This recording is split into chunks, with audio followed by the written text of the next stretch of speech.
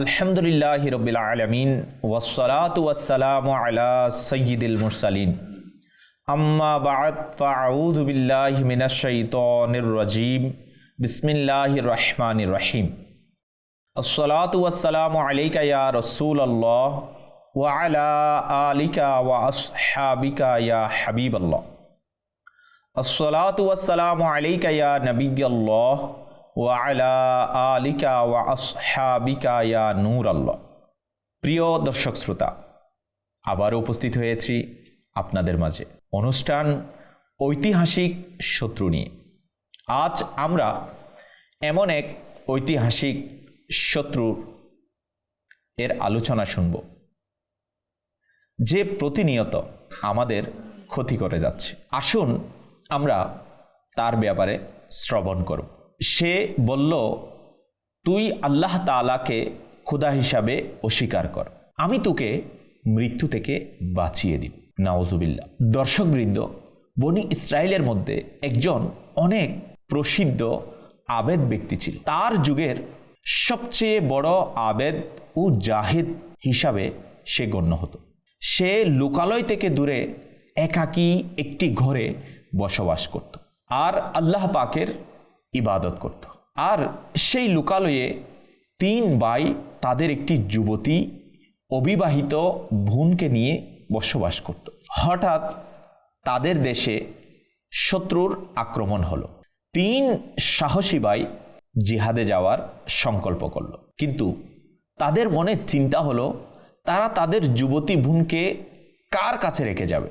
অনেক চিন্তার পরেও নির্ভরযোগ্য কোনো লোক খুঁজে পাচ্ছিলেন। অবশেষে তাদের মনে পড়ল সেই মহান আবেদের কথা। সবাই একমত হলেন যে এই আবেদের কাছে বোনকে রেখে গেলে কোনো ভয় থাকবে না।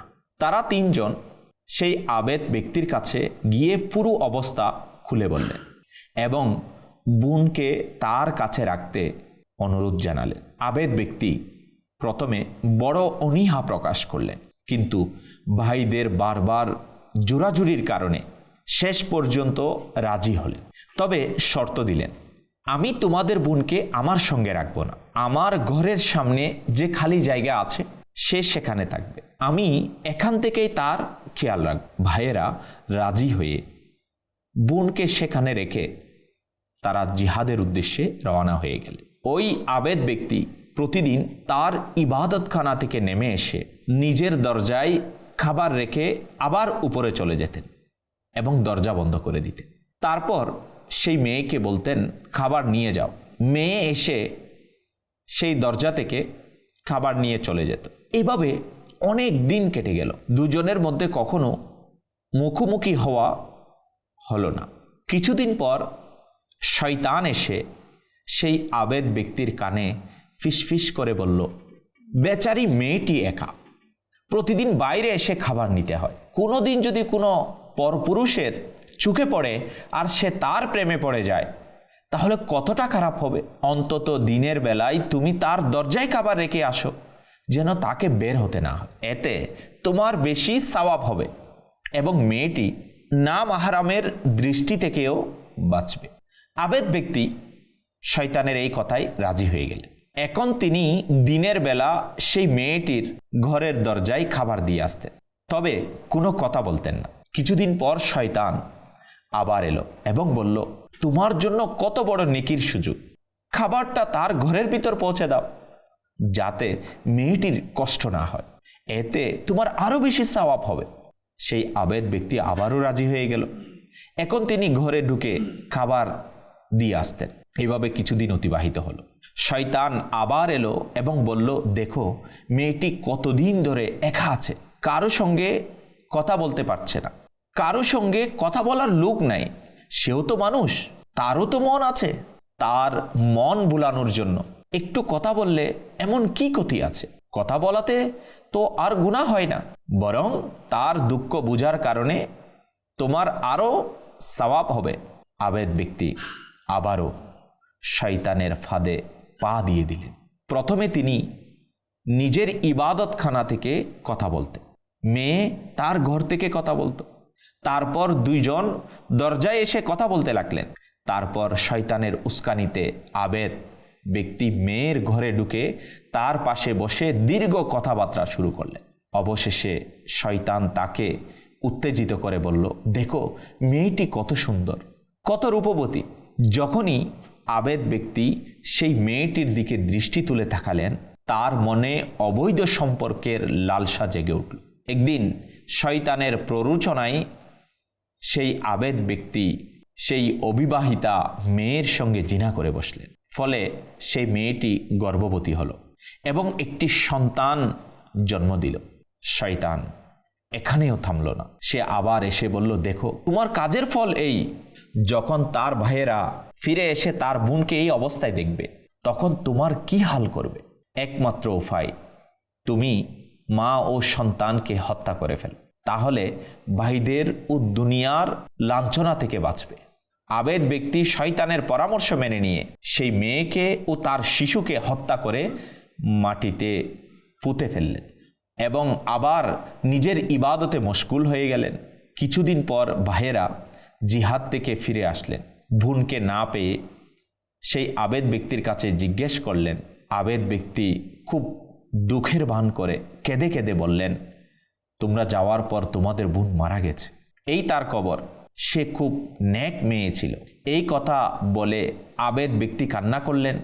ভাইয়েরাও কবরের পাশে কাঁদতে লাগলেন এবং তার কথা বিশ্বাস করে চলে গেলেন। এক রাতে 3 ভাই যখন ঘুমিয়ে পড়লেন, শয়তান তাদের 3 জনের স্বপ্নেই এসে বলল, এই আবেদ তোমাদের সঙ্গে মিথ্যা বলেছে, সে তোমাদের বোনের সঙ্গে জিনা করেছে, সন্তান জন্ম নিয়েছে, তারপর লজ্জার বয়ে মা ছেলেকে হত্যা করে এখানে পুঁতে রেখেছে। বিশ্বাস না হলে তোমরা করে দেখতে পারো। সকালে উঠে সেই 3 ভাই সেই জায়গা করলেন, দেখলেন তাদের বোন ও একটি শিশু জবাই করা অবস্থায় সেখানে পড়ে আছে। তারা আবেদকে ধরে এনে জিজ্ঞাসাবাদ করলেন। সে তার সমস্ত অপকর্মের কথা স্বীকার করল। ভাইয়েরা তাকে বেদে রাজার দরবারে নিয়ে গেলেন।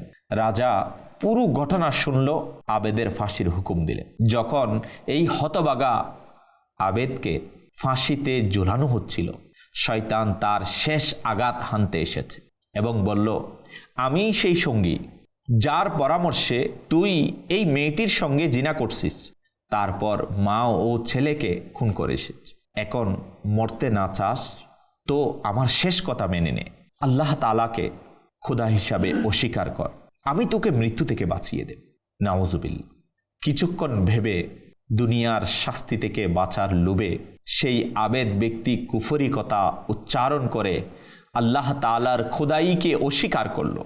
আর ঠিক সেই মুহূর্তে জাল্লাদ তাকে ফাঁসিতে ঝুলিয়ে দিল। শয়তান খুশি হয়ে চলে গেল। এভাবে বনি ইসরাইলের সেই বিখ্যাত আবেদ ব্যক্তি কাফের হয়ে দুনিয়া থেকে বিদায় নিল। দর্শকবৃন্দ, কে সে যে তার যুগের সবচেয়ে বড় আবেদ, নামাজ রোজার পাবন্দ, রিয়াজত ও মুজাহাদায় অতুলনীয় এমন একজন মানুষকে গুমরাহির এত গভীর জলে ডুবিয়ে দিল, যেখান থেকে ফিরে আসার আর কোনো পথ নেই। কে তাকে এইভাবে কঠিন সাগরে ডুবিয়ে মারল? সে ছিল মানুষের চিরশত্রু ইবলিস, যে শেষ পর্যন্ত মানুষের পিছু ছাড়ে না। হ্যাঁ, আজকের ঐতিহাসিক শত্রু শয়তান ইবলিস, যে আমাকে আপনাকে এবং পুরো মানব জাতিকে ধ্বংস করার জন্য, তাদেরকে বরবাদ করে দেওয়ার জন্য, তাদের ঈমানকে, আকাইদকে, আমলকে নষ্ট করে দেওয়ার জন্য সর্ব অবস্থায় প্রচেষ্টা চালিয়ে যায়। আর এই ঐতিহাসিক শত্রু থেকে আমাকে আপনাকে সবাইকে বাঁচতে হবে নিজের ঈমানের নিরাপত্তা, নিজের আমলের পরিশুদ্ধি, আল্লাহ ও তার রসুলকে রাজি করার জন্য। আজ আমরা এতটুকু শুনলাম ঐতিহাসিক শত্রু অনুষ্ঠানে। প্রিয় দর্শক শ্রোতা, আগামী পর্বে আমরা আরও জানব এই ঐতিহাসিক শত্রু সম্পর্কে। আল্লাহ তাআলা আমাদেরকে এই ঐতিহাসিক শত্রু থেকে আমাদেরকে, আমাদের পরিবার পরিজনকে, আমাদের আগামী প্রজন্মকে নিরাপত্তা দান করুক। আমিন আমিন বিজাহিন নবিল আমিন সল্লু আলাল হাবিব সাল্লাল্লাহু তাআলা আলা মুহাম্মদ সাল্লাল্লাহু তাআলা আলাইহি ওয়া আলিহি ওয়াসাল্লাম।